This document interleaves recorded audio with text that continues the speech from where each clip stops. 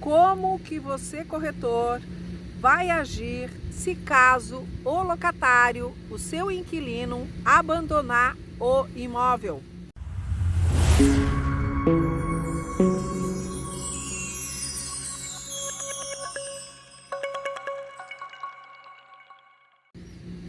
Olá, sejam todos bem-vindos a esse canal. Eu sou Lúcia Franco, corretora de imóveis, e o tema vai ser como que você, corretor, vai agir se caso o locatário, o seu inquilino, abandonar o imóvel. Então vamos lá, né? Hoje esse assunto eu acho assim muito importante. Por que eu tô, né? Se eu tô citando esse assunto, porque eu acredito ser muito importante para o nosso dia a dia. Dia a dia, por quê? Para a nossa experiência, porque às vezes a situação acontece e você não sabe como agir nesta forma, né? Por onde é que você vai iniciar, né? Essa situação que é um caso novo para você e você fica quase que perdido, né? Porque são situações dessas que aí a ação, a forma de você agir tem que ser rápida, né? Então, eu digo isso por quê? Porque eu senti isso na pele, né? Porque essa situação raramente acontece, mas pode acontecer, né? Pode acontecer para você isso daí. Então, eu tive um caso desse, né? Eu tenho um caso desse, que é o que ocorreu comigo. Isso já faz o quê? Acredito que uns 9 anos, e isso ainda está, de 8 a 9 anos, e isso ainda está correndo aí na justiça, né?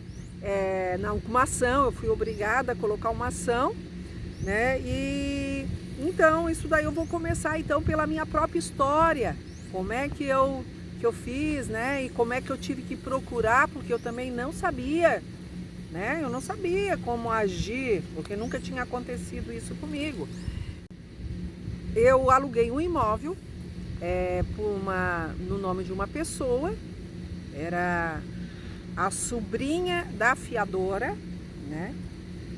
Essa sobrinha já trabalhava, tinha renda na cidade onde eu tenho escritório próprio, né? E as salas comerciais embaixo. E em cima, antigamente, eram apartamentos, mas esses apartamentos eles foram transformados em escritório. É tanto que este que eu aluguei para esta pessoa era um apartamento transformado, e o outro, do outro lado, só existe 2 apartamentos. Funciona um escritório de advocacia bem grande aqui na nossa região, na nossa cidade. Então, assim eu fiz, eu aluguei para sobrinha da fiadora, né? Eu conheci a fiadora e a pessoa que usa o imóvel, porque essa fiadora é casada, mas não só junto, vamos dizer assim, aquele junto, como se dizia antigamente, junto, né? E hoje é amaziado, né? Então, eles tinham filhos, ele tinha um filho, né? Então, e era conhecido porque ele também trabalhava no mesmo ramo, ele, o marido, no ramo de corretagem de imóveis, né? E devido a isso, eu fiz vista grossa, porque ela não tinha um imóvel próprio, o imóvel dela era com alienação fiduciária, né? Uma parte era dela e outra parte era financiada, como garantia. E aí eu fiz vista grossa para outras situações, né? Porque eu conheci, quer dizer, eram assim, não era que era assim, amigos íntimos, não.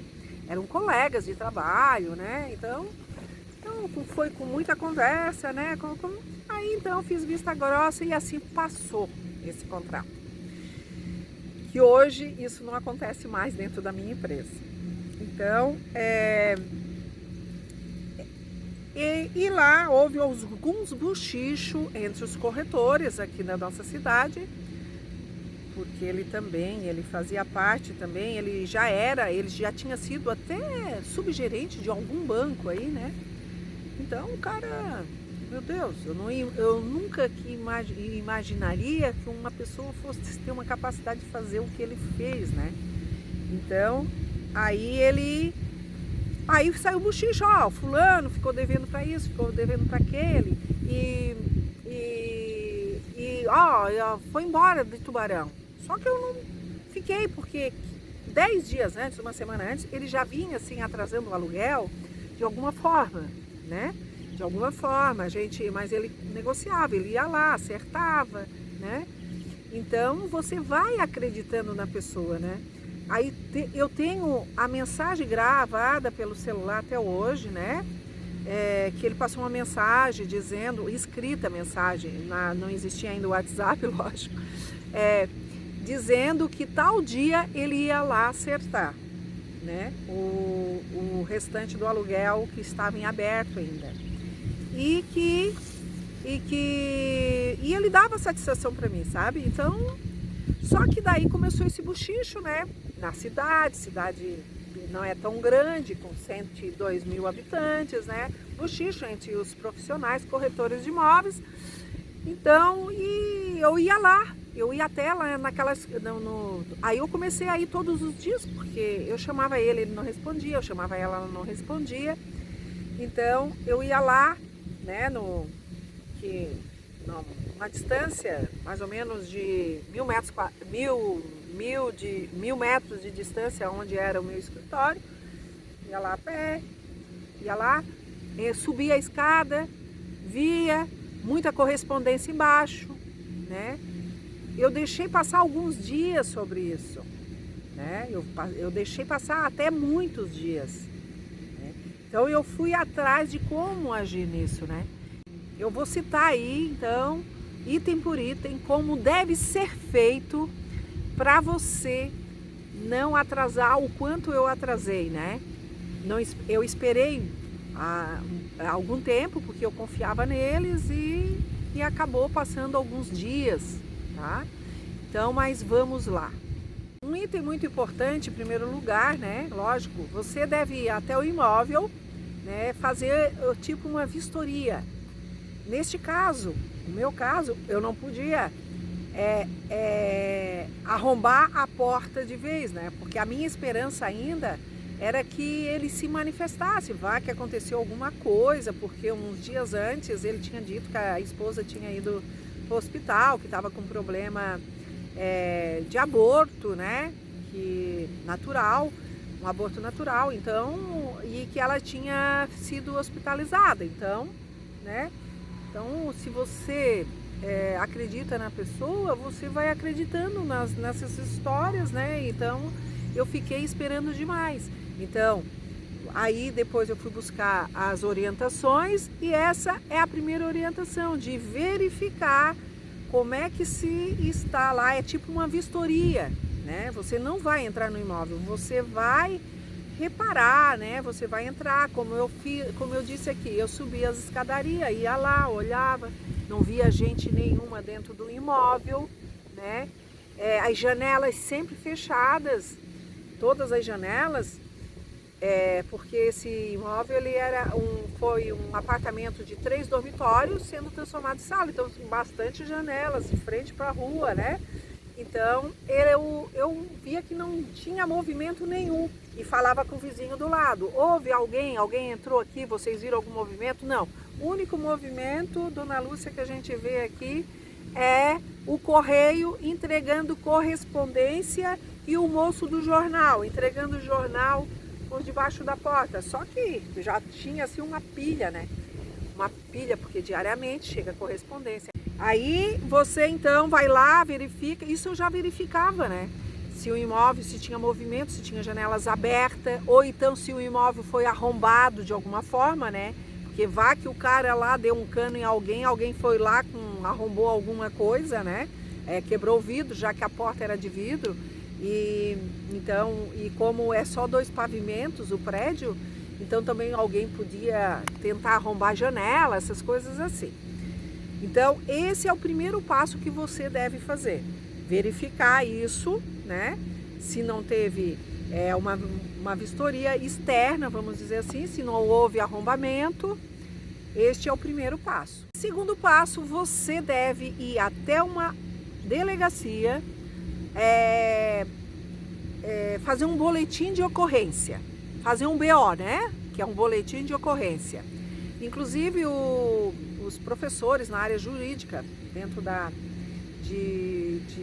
do ramo imobiliário, eles dizem que é fazer um escopo, né? O que é o escopo? Você vai relatar, você vai contar tudo isto que ocorreu, bem relatadinho ali naquele BO, né? Você vai sentar lá e a pessoa vai lhe atender e você vai contar item por item, que existiu um contrato de locação, assim que o inquilino estava usando o imóvel há não sei quantos meses, ou talvez o tempo, vai citar o tempo, que foi assinado tal data e que você soube que houve, que a pessoa, assim, houve uns bochichos dentro da cidade, que a pessoa abandonou o imóvel e você foi lá, constatou que não tem arrombamento de porta, que não tem nenhuma janelas aberta, então você vai contar tudo isso, né? Por quê, né? Aí que eu comecei a entender o porquê que realmente fazia sentido, né? Todo esse processo, isso vai resguardar a pessoa que sofreu esse tipo de situação. Se é proprietário, se é corretor, se é o próprio proprietário ou então o locador, né? Que automaticamente cai para nós também, aí os administradores de imóveis, né? O corretor, então vai resguardar toda essa situação. O próximo passo é você entrar com uma ação de despejo, né? Vai lá, fale com seu advogado ou contrate um e pedir também, além da ação de despejo, a ação de despejo, porque você vai relatar isso tudo para o seu advogado, a emissão da posse. Você sabe que o inquilino, quando devolve o imóvel para nós, né, aí ele entrega a chave. Mas nesse caso você não teve essa entrega da chave, né? Quando o inquilino vai entrar, você dá a posse, ele entrega. Agora, quando ele vai devolver o imóvel para nós, ele tem que dar a posse para nós, para a gente ir lá, voltar, fazer a vistoria, todo aquele ritual, né? Para a desocupação do imóvel. Mas nesse caso, é uma ação de despejo, né? Por quê? E juntamente com essa ação de despejo, você deve levar esse boletim, esse BO, que é o boletim de ocorrência. Você deve levar esse BO, que é o boletim de ocorrência. Esta emissão da posse, né? A gente só entra mediante quando é o abandono. Porque também se você vai entrar com uma ação de despejo, se a pessoa está no imóvel, é outra situação daí. Aí não é com a emissão, né? Neste caso do abandono, com pedido da emissão de posse, o juiz vai expedir um mandado, né, para alguém ir lá verificar, né? Verificar. Por que ele faz isso? Provavelmente ele vai enviar alguém que é da confiança dele. Quem é as pessoas de confiança dele? Nesse caso é um oficial da justiça, né? Que trabalha lá no fórum e que tem toda essa... Ele vai indicar esse oficial da justiça e provavelmente o advogado lá vai estar acompanhando toda essa situação para você, ou você mesmo também pode acompanhar lá a ação, né? Que você faz parte dessa ação. E para constatar toda essa situação, né? Porque ele foi também o BO foi anexo dentro dessa ação e relatar para ele a relação, se ficou alguma coisa lá dentro deste imóvel, né? Porque no meu caso houve isso. A pessoa não botou o caminhão e carregou as coisas, não. Ele deixou tudo, ele abandonou mesmo. Lá tinha tudo, né? Computador, cadeiras, mesas, geladeira, era ar-condicionado, muita coisa, né? Micro-ondas, forno elétrico, tinha tudo, era tudo montado, né? Então, por isso, por quê? Porque tem que relacionar tudo, passar para o juiz, né? O oficial vai fazer isso e também Aí, essa emissão da posse também, é porque daí também nós, os profissionais, ou o proprietário, ou você, corretor de imóveis, você já vai, né, o advogado provavelmente vai entrar em contato com você e vai dizer assim, olha, você já tem que levar o chaveiro junto. Chaveiro junto por quê? Porque vai ser aberto lá. E aí onde vão entrar e o oficial vai relacionar todos esses bens que tem lá dentro. Inclusive papelada tudo. Olha, vai quase o dia inteiro para relacionar, ou talvez até outro dia. Quando, neste caso, fica tudo lá dentro deste imóvel. Você, corretor, você pode estar me perguntando se foi feito, o oficial foi lá, relatou tudo que tinha para o juiz. Neste caso, o que tem que ser feito, Lúcia? Então, neste caso, tem que desocupar este imóvel, né? E os bens que tem lá, o proprietário vai tomar posse e o correto é negociar, vender, né? Vender. Não se deve deixar parado, porque são móveis e utensílios, e isso se deteriora muito rápido, né? Quando ele não está em uso. Então, pode ser vendido e resgatar, né? E pagar lá as despesas que talvez deixaram lá, que realmente eles deixaram energia, deixaram água, deixaram aluguéis em aberto, né? Alguns meses.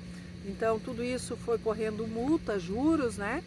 Então, e isso ainda hoje, voltando para a minha história, isso ainda hoje corre na justiça, porque nós estamos cobrando isso, né? Cobrando isso deles, porque o que foi negociado, o que foi vendido, não deu para pagar as despesas que eles deixaram para trás, né?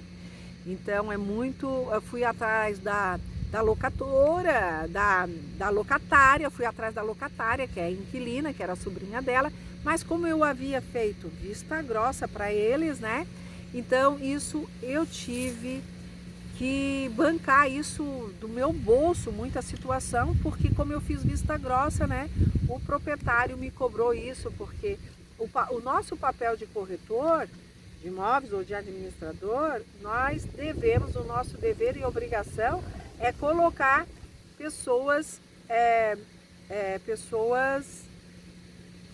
idôneas, né? O nosso papel é colocar pessoas idôneas lá, mas só que também ninguém está escrito na testa que a pessoa é idônea, né? Na época, para mim, foi muito assustador e eu não sabia como agir, né? Então, por isso que eu fiz assim, que eu estou relatando todas essas minhas experiências nesses vídeos, né? E é por isso mesmo que hoje também a minha empresa passa por uma grande transformação. Eu confesso para vocês que nós ainda estamos nessas transformações. Por isso, esses vídeos que eu venho gravando, né?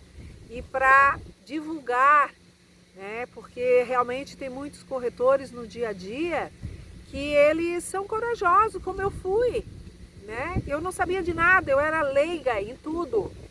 E eu tive que botar a mão na massa em tudo. Eu aprendi como?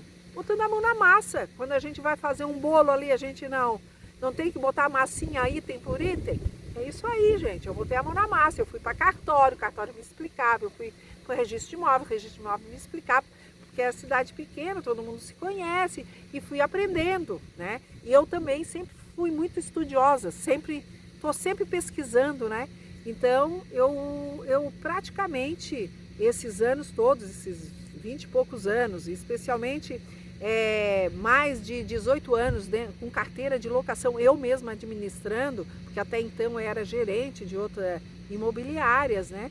Então, hoje eu sigo assim que hoje eu tive que passar por todos esses processos para eu hoje estar contando aí para quem está iniciando principalmente, né? No ramo imobiliário, na parte de locação de imóveis. Hoje eu gerencio 80% da parte burocrática da locação dentro da minha empresa nos 15 primeiros dias do mês e ainda tendo menos de 10% de inadimplência. Eu estou no céu. Eu contei essa história toda, né, para você saber como deve agir se caso acontecer com você. Mas você não deve deixar que isso aconteça. Por que que tem que evitar que o inquilino ou abandone ou não deixe de pagar a alocação de imóvel? Para não ter esse problema de ação, né?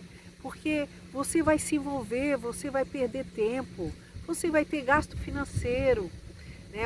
Tudo aquilo que você ganhou lá, você vai perder. Eu, nesse caso, a minha parte, eu administrei e o que eu ganhei não cobriu ainda todas as despesas, é tanto que está correndo na justiça, né? E o corretor de imóveis, que é autônomo, ele tem que correr atrás da máquina, né? O tempo dele é muito valioso, eu perdi tempo nessa situação toda, né? Então, é isso daí, tem que saber, não fazer vista grossa, né? Isso é um grande risco para você, corretor, né? Para que isso se torne um grande prejuízo para você. É um risco de prejuízo no tempo, no desgaste também que você vai ter físico, mental, espiritual, porque isso envolve também, existe muito desgaste sobre isso, né? Quando se fala assim, tem que mexer com a ação na justiça, isso já é um grande desgaste para nós que somos autônomos, né? Porque ninguém paga o nosso salário, nós temos que ir atrás do nosso salário e também de pagar todas as despesas da empresa, ou se você pagar aluguel, ou se todas as despesas que envolvem aí, desgaste com o seu carro, desgaste combustível, né? Então, é isso que nós temos que estar sempre muito atento. Encerro esse vídeo, espero que este vídeo lhe ajude, né, aí no seu dia a dia. Muito obrigada.